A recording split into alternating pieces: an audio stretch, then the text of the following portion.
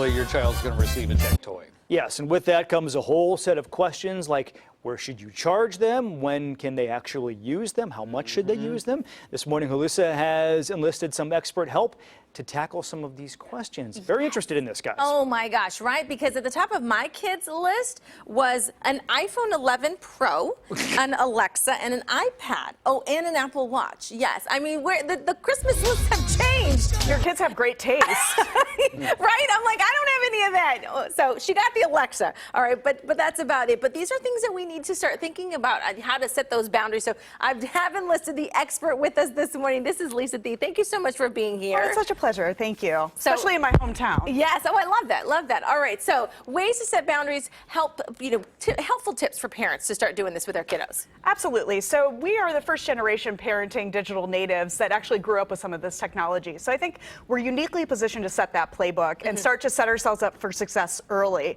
because kids are getting devices younger and younger. Yes. My daughter's 8. It's way easier to put restrictions up front and gently loosen them as they age up versus trying to let them out in the wild and put the genie back in the bottle.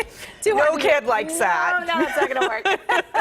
All right. So, so your first suggestion is to charge these devices outside of their rooms. Yes, and the reason being is it's really important to set this framework that it's not an always on, always connected to you device. So give that device a bedtime and charge it in a public area like the kitchen. Oh, just like they're going to bed, the device is going to bed too. Absolutely. You want them to wake up with mindfulness and gratitude and space to think, not checking if their snap streak is still going. That is not how we want to start the day.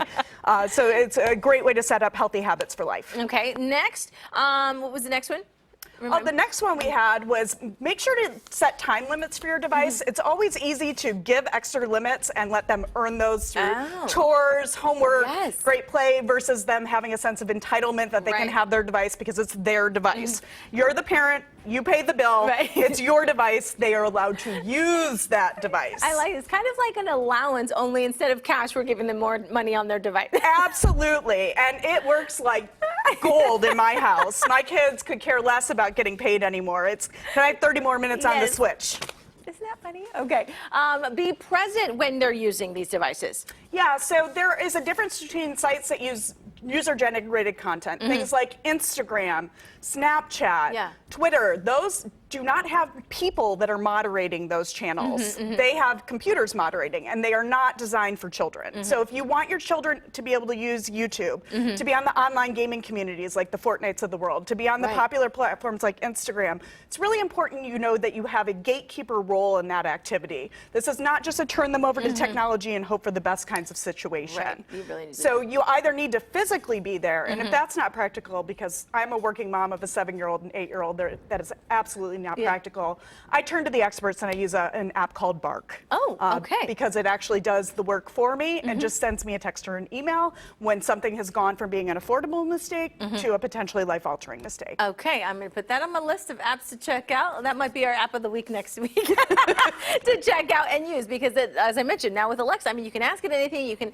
go on to any kind of site. So definitely something to be aware of. All right, Lisa, thank you so much for being here. Such a pleasure. Thank you so much. In the next hour, we're going to actually kind of show parents how they can set up some of these guidelines and perimeters in the iOS program, right? Absolutely. I think Apple is on the top of all the kids' lists, and there's some great features that are native to Apple and iOS that help with making sure they're looking at content that's appropriate for their age bracket, setting clear boundaries on time limits, and setting up kids to succeed. Okay, sounds good. So all you mom and dads out there, if you got a kiddo, one of those Apple devices, go grab them, and we're going to actually take you through and show you what you need to, little switch you need to slide and whatnot, so that you too can set those boundaries as well. All right, Lisa, thank you so much. Thank you.